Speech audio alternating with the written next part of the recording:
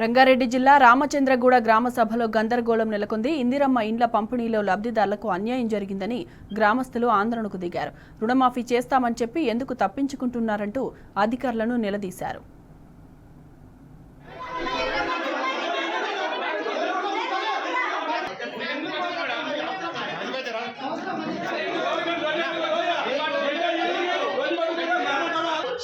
కూర్చోండి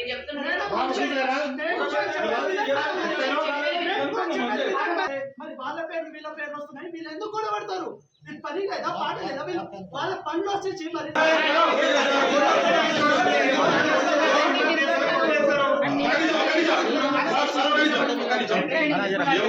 ఇబ్బంది ఉంటే ఒక